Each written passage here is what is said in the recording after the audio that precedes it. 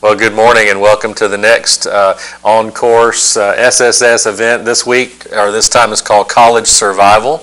And so we're going to be talking about several things today. There really are two keys when we think about college survival, and this is going to be our two-pronged approach to this today. The first one is self-motivation. We'll spend some time talking about that. And the other is self-management, and we'll spend some time talking about that too. I asked in the beginning that we had a poll about what motivates you to finish college, and for people in here, they said their children. There are other motivations too, but we'll talk about that today first, and then we'll get into some self-management techniques and tools and find out maybe what you use to manage yourself and your time especially. So let's take a look at discovering self-motivation today.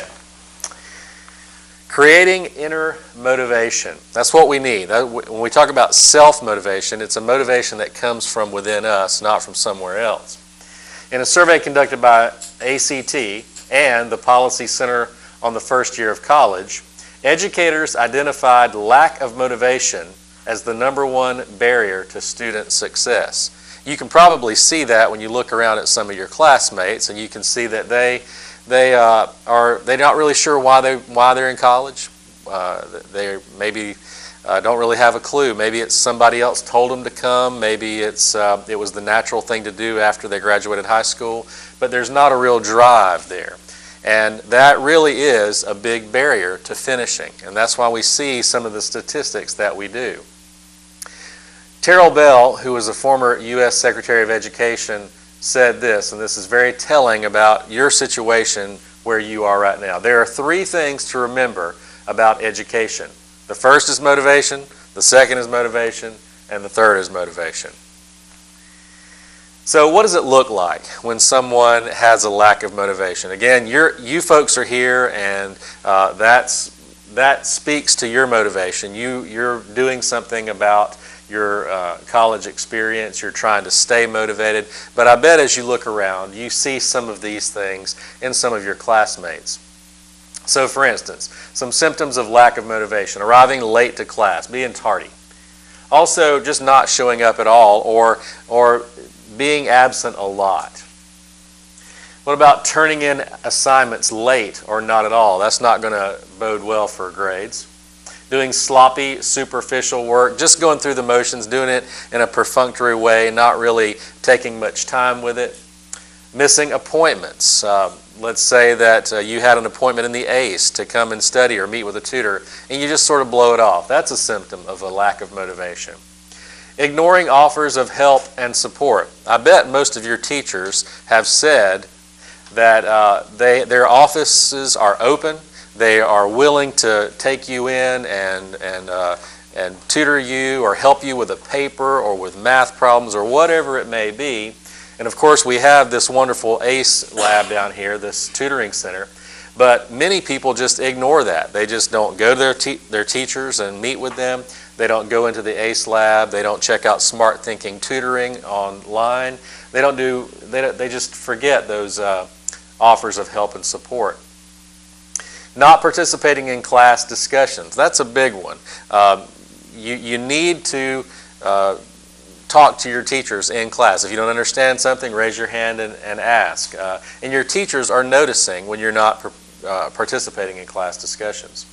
And then finally, just dropping out of college. And as a teacher, it's a sad thing for me to think about every first day of school, but I know that by the end of the semester, not everybody that's on the roll or not everybody that's sitting in that classroom will be there at the end.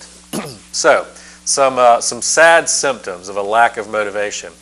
This is where, speaking of dropping out, these are some really sad statistics from the U.S., where ACT reports that 1/3 of students in public four-year colleges do not return for their second year. But even worse is our situation here, because this applies to two-year schools. Nearly half of students in public two-year colleges do not return for their second year. Wow, that's a lot of people not coming back. They may make it through that first year, but they don't come back for the second year. That's alarming. And it really comes down to a lack of motivation. So, let me ask, how do you measure up? How are you doing as far as motivation? We heard from you today that your kids are motivating factors. That's a good one because that's somebody else that is relying on you to do what you need to do. But how do you measure up? Do you have motivation? The book gives us a nice little formula for motivation. I think it's pretty good. When I mention the book, I mean the on-course book here. And it goes like this: V times E equals M. What does that mean? Well, V stands for value. And we'll get into this more later, but the question is, what benefits will I gain from a given activity? So you can put value in anything from an assignment or a test or anything outside of school too. But when we're thinking about value, we're thinking about surviving college, your college education. So what benefits will I gain from a college education? That's a question that we really need to answer when we think about motivation, because value, how you value it, really plays into it in a deep way. The E stands for expectation. And we ask the question here, how likely is it that I can complete the activity with reasonable effort? And again, what we mean here is not just any activity, although you could apply this in a broad spectrum in life, but we mean college education. So in your mind, how likely is it that you will complete college with reasonable effort? So there's a value times an expectation, and that ends in motivation. That's what makes up your motivation. So it's determined by placing high value on an activity and having a high expectation of completion. You've got to have high value and high expectation. You can't just have high value and low expectation. You may really value a medical doctorate or medical doctor degree, but you don't have much expectation that you will complete it. That's not going to motivate you at all. You may have a lot of expectation that you're going to finish college, but if you don't really think college education is all that important, you don't value it very highly, then that's not going to motivate you to finish either. You're just going to feel like you're jumping through a hoop. So we need that value and that expectation both to be high. So this is kind of what I was saying, but this is an example. If you place a high value on college completion, and you have good expectation that you can do it with a reasonable amount of effort, your motivation will be high and you will be more likely to meet your goal. So think about that in your own life. Is your value of this, what you're doing, is it high? Do you think that it's going to do some things for you or make your life better? And then what's your expectation? Do you think you can do it with reasonable effort? So, we said something last time. Before I click to the next slide, I'll ask you if you remember it. Do you remember, Marcia, do you remember the thing that I said several times about something having something? Something leading to something else? Anybody remember that? Okay, that's fine. Well, here's what it is. Ideas have consequences. This is something we really need to solidify in our minds. What you think about something affects what happens. What you think affects what you do, what you believe affects your actions. So ideas have an outworking, a consequence. So as that applies to value and expectations, let's look at both of them. As far as expectations, you must determine your own expectations when it comes to getting a college education. That's not really something I can help you so much with, except to point it out. Do you expect that you will make it through college with a reasonable amount of effort? Okay, that you will succeed in there? That's something that you have to answer for yourself. But as it comes to value, we can give you some reasons and even some strategies to help you place more value in college education. So let's take a look at some of those values.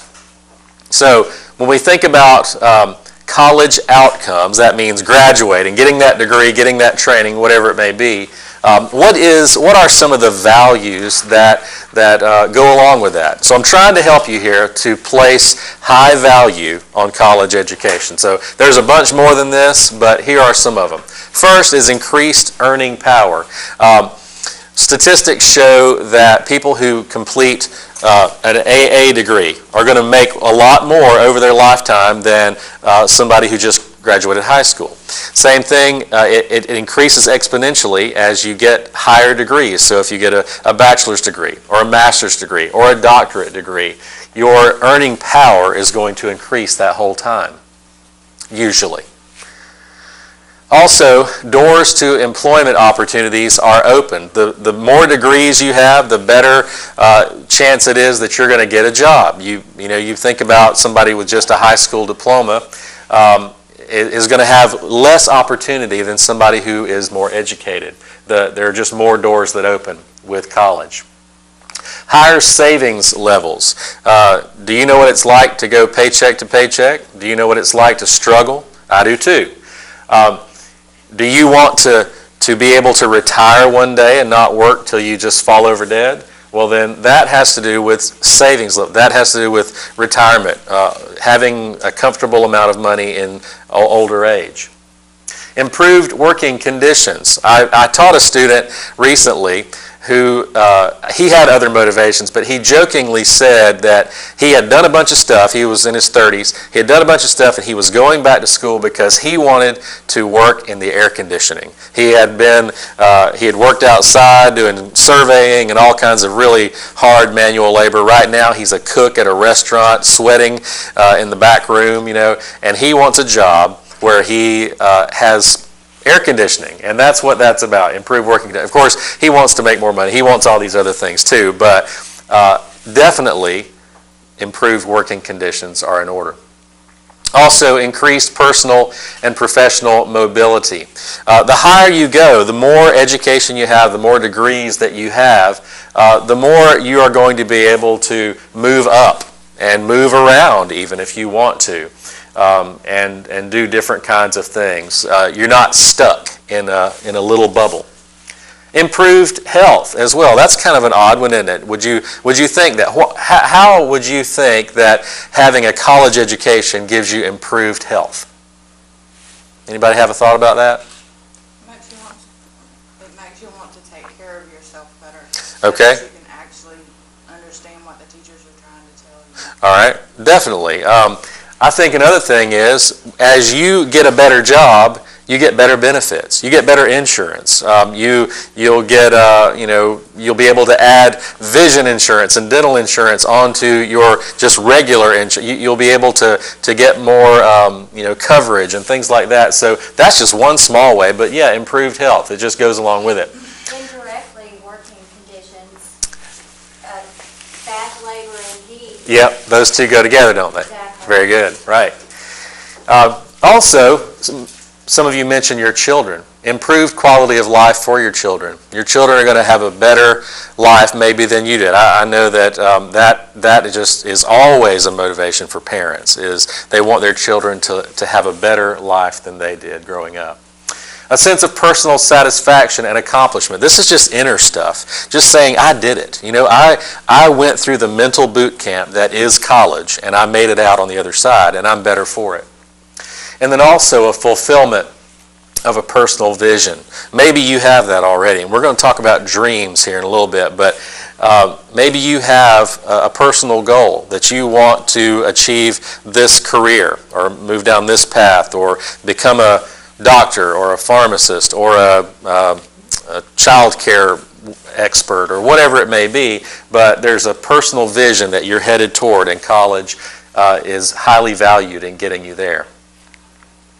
There are also some experiences that you can try out in college, and I would highly recommend these. There are way more than this, but these are ways to add value to college through experiences. Of course, college has intrinsic value all on its own, based on the other slide that we looked at. But here's just some things that you could do while you're here to help you value this more. Join a club. Who's part of a club here? Anybody in a club? What club are you in? Okay, all right, great. Yeah, I guess all of you are. But there are lots of clubs, and and they would all welcome you, I know. So that's one way. Play a sport. Now, maybe not a an official sport here, but some sort of intramural. Maybe it's throwing a frisbee on the grass out there with friends, or playing flag football or whatever, even if it's just for fun. But do something to get involved. Get to know your classmates. This is a big thing that people do not do enough. They come here, they want to just be solitary, and with a school like Chipola that's a commuter school, we want to get in, get what we got to do done, and get out and go back to work or go take care of our children or whatever it is. But people neglect classmates, and that is a good resource. And I made some of the best friends in my life in college. Attend a social event. There are all kinds of social events here at Chipola. We have club activities that we do. There are night socials every so often put on by SGA. There's no excuse not to go to a social event, but that can give you more value too. Learn something new, or take an unusual elective. I know that we're kind of hemmed in somewhat on our electives, but everybody has some electives that they can take. If you're able to, try something. Try something maybe that you did not or would not normally have taken. And that can maybe lead you down a new path, but also give you some more value in your college experience. Perceived value increases motivation. So, in your mind, if you can think about that this experience here and what I'm headed toward has a greater value, then it's going to motivate you to do more, to finish. This guy, Roger Von Oak, he's a kind of a motivational speaker and a toy maker. He created these little things, they're called whacks, and so that's a ball of wax. Isn't that neat? Anyway, but he said, and I think this is wonderful wisdom, he who puts 4 hours of want to will almost always outperform the person who puts in 8 hours of have to. Have you met those people that are at their jobs because they have to be there? They're earning a paycheck. And then have you met the people who really love what they do? Can you see the difference? It's huge.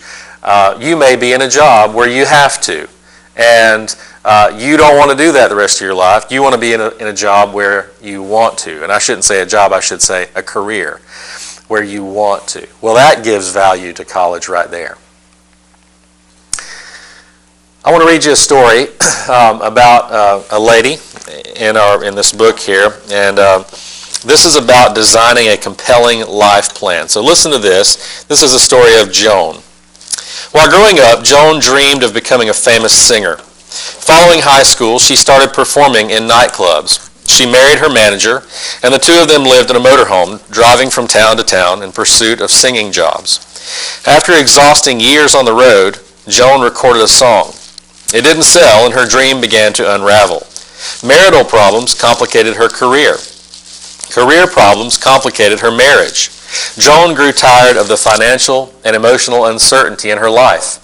Finally, in frustration, she divorced her husband and gave up her dream of singing professionally. Although disappointed, Joan started setting new goals. She needed to earn a living, so she set a short-term goal to become a hairdresser. After graduating from cosmetology school, Joan saved enough money to settle some debts, buy a car, and pay for a new long-term goal. She decided to go to community college and major in dental hygiene. 2 years later, Joan graduated with honors and went to work in a dentist's office. Lacking a dream that excited her, Joan chose another long-term goal, earning her bachelor's degree. Joan worked days in the dentist's office, and at night she attended classes. After a few years, she again graduated with honors. Then she set another long-term goal, earning her master's degree.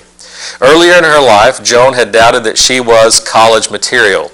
With each academic success, her confidence grew. One day, I realized that once I set a goal, it's a done deal, Joan said. This awareness inspired her to begin dreaming again.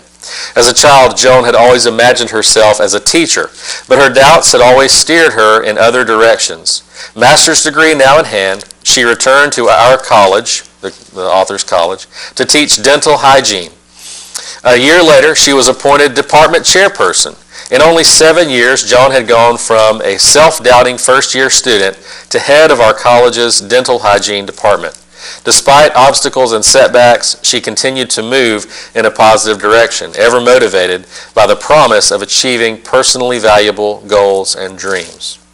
Now, you may hear a story like that and think, wow, that's an exception to the rule.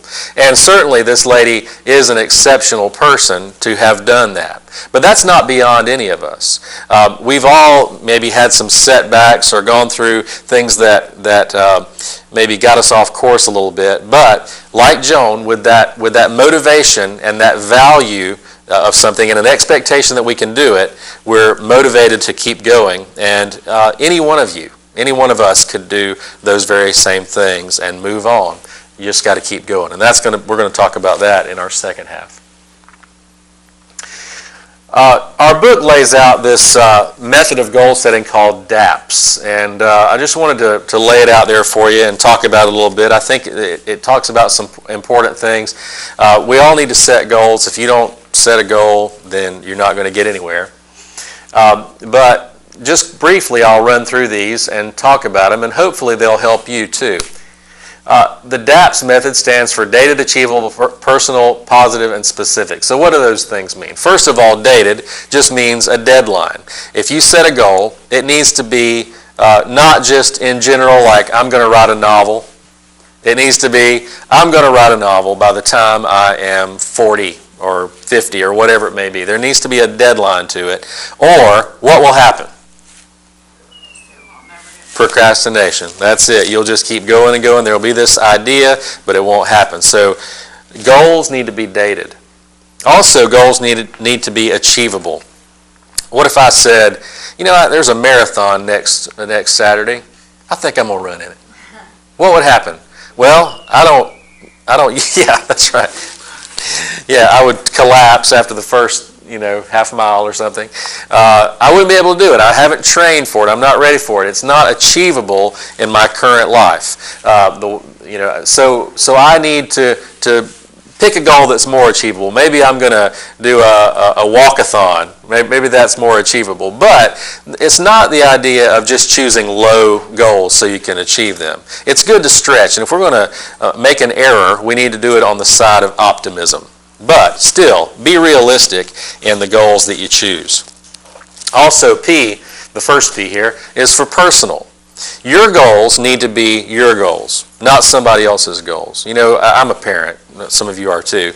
And I have ideas and dreams and goals for my children. There are things that I think they're good at, and I think, wow, I really want her to do that or him to do that. But ultimately, it's got to be my children that make that decision to do whatever it is. It can't be daddy's goals. It's got to be their goals. Same for you. It's got to be your goals, not some expectation put on you by your parents or your children or anybody else. It's got to be personal. Fourth, the second P here is it needs to be a positive goal. And this may sound like a kind of a hair-splitting idea, but instead of, let's take a class, okay? Let's say you're in a really hard class, calculus, all right? And instead of saying at the beginning of that class, I am not going to fail calculus, that's a negative goal. Instead, what should we say? But we want to be specific. We haven't gotten there. What do we want to say? I want to pass calculus with what? An A or a B or whatever seems achievable to your current state of, being. So we want to be positive. Set our goals in a positive light. Not, I'm not going to do something bad, but I am going to do the opposite, the positive thing. And then we've already touched on specific. It needs to be not, I'm going to try harder or I'm going to do better. It needs to be, I'm going to make a B at least in this class or whatever it may be. But make it specific as we set goals. So DAPS. If that helps you, then use it in your life. Dated, achievable, personal, positive, and specific goals. I love this quote. You've probably heard it before. If you aim at nothing, you will hit it every time. So goals are really important. When it comes to motivation, the only thing better than goals are dreams. Do you have a dream? Have you figured out what your dream is? We need to try to discover them. That's hard to do. And sometimes it happens unexpectedly. Does anybody have a dream? I know you probably all have goals, but do you have a dream that you'd like to share of something that you see as the trajectory of your life? Anybody have that yet? It's okay if you don't. But it's something that college can help you discover. As you take classes, as you have conversations with people, dreams can begin to percolate and rise to the top. Eleanor Roosevelt said, "The future belongs to those who believe in the beauty of their dreams." You know, a goal is going to push you, but if you have a higher purpose, a more transcendent purpose that you see for your life, like I'm going to be a doctor who goes to Africa and helps people with diseases that we have eradicated in America, or I'm going to be an adoption specialist who helps children, hard to place children, be put into loving families. If you have that kind of deep goal, we could call that a dream, and that's going to carry us even further than just plain old goals. So the second half of our talk today, the first one was self-motivation. The second one is another self, and that is self-management. Remember this from our previous lesson, some of you may, that you're either in life the hand or the pawn. You're either what do we call the hand person? Do you remember? It starts with a C. A creator, or you're a victim. Remember this? Victim versus creator. Victims are sad. Things happen to victims. Creators are happy because they control their destiny in some sense. So let's talk about this whole idea of dreams. Creators do more than dream. Now you can be a victim who dreams. Do you know that? You can be a person that has great and wonderful dreams, but you're still a victim because of this. Creators do more than dream. They have developed the skill of translating their desired outcomes into purposeful actions. So, if you haven't guessed it yet, this section of today's talk is about doing something, actually getting out there and doing it. They make a plan and then take one step after another, even when they don't feel like it. Oh boy, am I stepping on any toes? Even when you don't feel like it. Yeah, I know. Until they achieve their objective. Goals and dreams set your destination, but only persistent, purposeful action will get you there. You folks get that. You're here. I mean, I'm not going to get Mr. Royce to pan around the room, but there aren't many people here. But I guarantee you, you're here because you're wanting this in your life. You're wanting to be persistent, to persevere in college and get finished and achieve your goals and dreams. Thomas Edison said a lot of great things. He was a good little pithy quoter. But he said, "I haven't failed. I've just found 10,000 ways that won't work." That's a good attitude, isn't it? And he's holding his light bulb that he invented. And, it's been said about him that he was a prolific failer. He failed a bunch of times, but he never let it get him down. He just kept going and going and going. And finally, he invented a whole bunch of stuff. I love this, too. He also said this: "Genius is 1% inspiration and 99% perspiration." Somebody translate. What does that mean? Genius is 1% inspiration. Sounds like a dream. You got to put in the hard work. Yeah, that's right. You can be the smartest, most dream-oriented person in the world, but if you don't put in the hard work, the perspiration, the sweat, then it really amounts to nothing. I want to introduce this Quadrant 2 time management system to you. This is put out by Stephen Covey, who's a motivational speaker, and wrote about what highly effective people do. So take a look at this.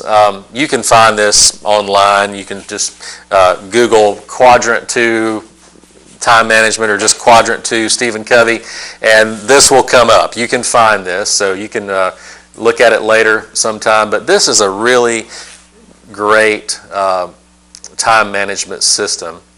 And so let's talk about what we mean by that. So we've got this little matrix here of important and not important, and urgent and not urgent. And then we've got 4 quadrants based on those things. So something that's important and urgent goes here in quadrant 1. Something that's not important but urgent goes here in quadrant 3, and so on. Quadrant 2 is where we want to be. That's where we want to be most of our time. So let's run through these and talk about it, and talk about some examples. I bet you've all done all of these. I hope you've done some quadrant 2, but that's the hardest one. The quadrant 2 people are the leaders. Those are the ones at the top of their class. Those are the ones that if you will do these things, you will far excel over your classmates, because nobody does this stuff. Nobody does. So let's talk about it. Urgent and important. We've all been there, right? Quadrant 1, you got a test in the morning at 8 o'clock, and you may have studied some along the way, but it's study time now, and it's like, I don't know if I'm going to do this or not, and I've got to get it studied. And so you stay up all night and you cram for an exam. That's not the worst thing in the world. We've all been there, and sometimes we just have to be there because of life situations and stuff like that. But that's not the perfect place to be. We'll come back to quadrant 2 at the end. So let's talk about quadrant 3. This is the area that's not important, but it's urgent, or it seems urgent. You know that quote about, I can't quote it exactly, but, failure to prepare on your part does not create an emergency on my part? You know that one? That's what quadrant 3 is. This one is like somebody calls a meeting, or your cell phone rings, and you get on the phone, and because you can't say no and you're a nice person, you stay on the phone for 3 hours with this talkative person, or this friend who's breaking up with her boyfriend, or whatever it is, and it's urgent, but it's really not that important. Well, that's quadrant 3. That's something that we want to avoid at all costs, getting into that. But it happens, but we need to try not to be there. Quadrant 4, we all do this. And honestly, sometimes we need a little bit of this. I'll just be, all work and no play makes Jack a dull boy. Yeah, I think so too. Sometimes when I get home at night and I'm tired, and we've fed and bathed the kids and prayed with them, and it's time to go to bed, and then all you want to do is just flop and veg. So some of this is okay, but not that example. Binge watching TV shows on Netflix till 4 a.m. This is the age of binge watching. I've done it. I know. You probably have too. But it's not a good tactic if you are in college, if you're trying to be a successful college student. So we need to really pull back from our not important, not urgent activities, and only use them here and there just for just when we absolutely need some veg time. But the place we really want to be is that quadrant 2, where it's not urgent, but it's important. Now this requires working ahead, because most of us probably, if we're honest with ourselves, we get here very often. We know things are important, but it just gets urgent all of a sudden. But this one is like preparing. You're doing it early. So quadrant 2 is not waiting to stay up all night to cram. It's creating a study group the first week of the semester. It is, after you created that study group, it's keeping in touch with people. It's creating a Facebook group or a Twitter whatever to talk about the issue at hand, the study materials. It's getting together. It's carrying around flashcards in your pocket. It's things like that. It's preparing yourself for success. Here's another look at, there we go.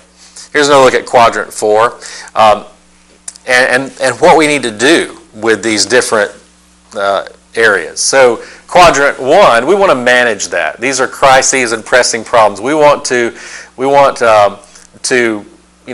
going to happen, daily firefighting type things, but we want to manage them. And if we can delegate, then delegate it out to somebody else. We want to avoid interruptions, and busy work. These are the quadrant 3, urgent, not important things. If it's not your emergency, then don't own it. Let somebody else have it. Quadrant 4, we want to limit this. As we've said here, use to minimize stress. We all need a little bit of quadrant 4 time once in a while, but we don't want to spend all of our time there. That's what, you've seen that too, right? You've met those college students who it's video games and movies and staying up late all the time. And so forget that. But here's where we want to be. Focus on strategies and values. Consider the macro. What's the macro? It's the big picture. The micro is the detail. It's the right now. That's kind of like over here. But the macro is, where am I going? What do I need to do? Let me make some plans here. Get ahead of the game. So quadrant 2. Here's some traits of quadrant 2 people. They attend class regularly. They do all their assignments to the best of their ability. They schedule conferences with instructors. Did you know you could do that? Schedule conference. I mean, even if there's nothing pressing, just schedule a conference. Just go in, make yourself known. What do you think instructors think about people who are proactive like that? Who come in and say, hey, I just wanted to meet you. I just wanted to tell you a little bit about myself. I won't take up your time. Before anything. Is there anything that I need to really pay attention to in the class? Is there something that you're expecting that I can work to achieve? What do you think a teacher's going to think? They're going to think you're the top notch. You're the one. So schedule conferences with instructors. Quadrant 2 people organize study groups. You don't have to wait. You don't have to wait till a study group forms. That's victim type stuff. To be a creator, be a leader and organize that study group yourself. Rewrite your notes on graphic organizers. There are all kinds of graphic organizers, from maps to outlines to just a ton of things out there. You can make your own. But rewrite your notes. I promise you, if you'll do that right there, that nobody does this. If you'll do that, you'll rise to the top like cream. Study briefly every day. That's another one. Nobody does that. They wait till the night before, if that. Study briefly every day. And then predict upcoming test questions and carry around answers on index cards. That way you own that material. You don't just put it in the short-term memory to regurgitate it on the test. You own it for good, really. I mean, I remember little things from 4th grade studying with my uncle about the natural resources of Canada, because of some little acronym that we made up. Do that kind of stuff. Here's what they don't do. They don't complain. They don't excuse their actions. They don't blame it on somebody else. And they don't waste time. So let's talk about time management. Time management is crucial to college survival. If you haven't realized that yet, you will, because it's getting midterm and it'll be final time, and all those papers start coming in due, and all those tests start coming time to take them. So you must find the system that is right for you. The proof is in the pudding. Now, what do we mean by that? You must find the system that is right for you. In this book, and any kind of book that talks about college success or time management, is going to offer you little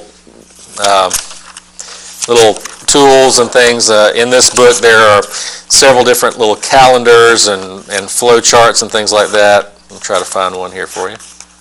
Maybe I won't. Anyway. But monthly calendars, things like that are going to help you organize yourself. Yeah, like this. Now let me hold that up. Okay. But you need to find the system that is right for you. Just a couple of things. Canvas has a calendar that it's great because it puts everything on there from all your classes, so you can tell. She's holding up her smartphone back there. In an age of smartphone, you got no excuse. It's in your pocket. It's got everything in it that you're doing. But Canvas puts everything on there. It shows you that on December the 1st you've got a final, or you've got a test, big test, and you've got a paper due. So what do you do when you've got a big test and a paper due? Well, you got to do one of them. You got to prepare for one, get the paper done a few days early so you can study for the test. But So that's going to be helpful. This is another thing. The college provides these for us. I hope you use them. I hope you mark them up like Marcia does. Look at that. That's great, Marcia. I appreciate you doing that. But find the one that's right for you, and the proof is in the pudding. That means when you start seeing your grades go up and you start seeing yourself not in quadrant 1 all the time, like cramming, then you'll know that you've found the right thing. So thank you for that. All right. Carl Sandburg, the famous American poet, said that time is the coin of your life, and it is the only coin you have, and only you can determine how it will be spent. Be careful lest you let other people spend it for you. Which quadrant is that talking about? Do you remember? Which is the one where other people are spending your time for you? 3. Yeah, quadrant 3 is the one where you get a phone call and you answer it and you're on the phone forever, or somebody calls an emergency meeting and it's not really an emergency, but you go. So be careful that you don't let other people spend your time for you. College is not a sprint. We need to remember this. College is not a short little jump through it. Maybe a semester is a sprint, but college, the 4 years, maybe more than that for you, is not a sprint. It is a marathon with many hurdles along the way. So it requires self-discipline to run and finish the course and deny the temptation of instant gratification. Instant gratification gets us into quadrant 4 if we're thinking about that time management system. That's where we think, I want to watch it. I know I got to study, but I'm just going to turn on this show and watch it. TV. TV is a great sucker of life and of college success. So try to avoid that instant gratification and keep your eyes ahead on where you're going.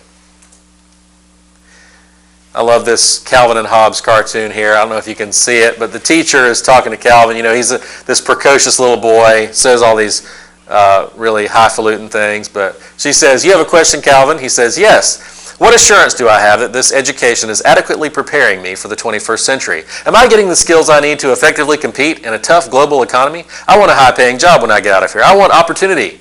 And she says, "In that case, young man, I suggest you start working harder. What you get out of school depends on what you put into it." He says, "Oh, then forget it."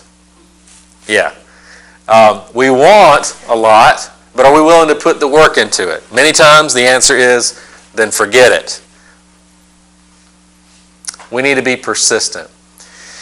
Skip Downing, the author of this book, once again says, while failure is certain if you quit, success isn't guaranteed simply because you persist. We don't need to get into the mindset that some people have that, if I take this test or if I do this assignment, then I ought to make 100 on it.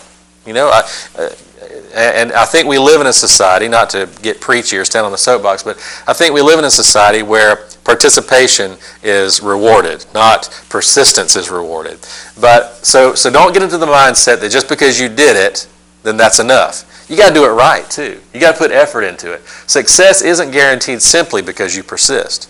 You got to persist and persist and persist. So maybe I should have said being persistent, because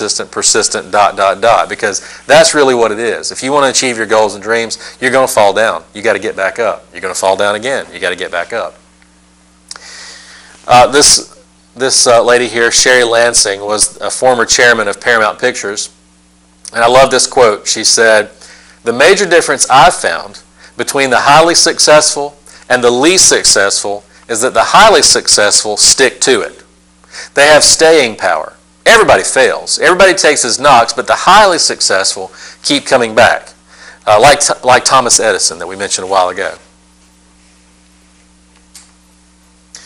Along those same lines, Colin Powell said, "A dream doesn't become reality through magic.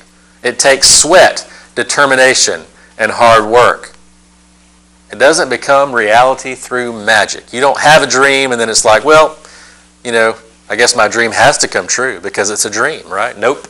That's not the way it works. It takes sweat, determination, and hard work. Another word for that is persistence. And if it's easy, it's not going to mean as much. Exactly. Yep. That's right. So, let me ask you, will you survive? Are you going to survive? I don't want to scare you, but it's a real important question that we need to ask ourselves. And so as we leave and we're thinking about this, let's review what we've talked about today. And maybe you can sort of think about your own life with this stuff. Do you value college? Are you just here because somebody else said to, they valued it, so they put you here or said you need to go there? You don't really have any idea what you're doing. Or do you value it? Do you know why you're here? Do you expect to finish your course of study with a reasonable amount of effort? Do you have self-motivation? Is it inside you, or is it coming from somewhere else? Do you set both short and long-term goals? By short-term goals, of course, we mean things like tests or semesters or courses. By long-term, we mean things like getting that degree, achieving that career goal. Do you have a life plan? Do you know where you're going with this whole thing, or are you just kind of here biding your time for a little while? Do you have a life plan? Have you found your dream? Many people never do, but are you looking for it? Have you found what you're supposed to do in life? Are you a victim or a creator? Are you taking action? Are you doing something? Or are you just dreaming and kind of in la-la land? Are you spending time in quadrant 2? It's okay if you're not, but from this day forward, we need to be thinking about that. Are we preparing ahead? Are we doing things that are important but not urgent yet? Are you managing your time well? Do you have your planner like Marcia over here full of highlighter? Do you have your smartphone with everything on it? Or your computer, or whatever your system is? Are you managing your time well? And are you being persistent? Or are you just hitting at it a little bit here and there? Thank you. That's it. Any questions? Any comments?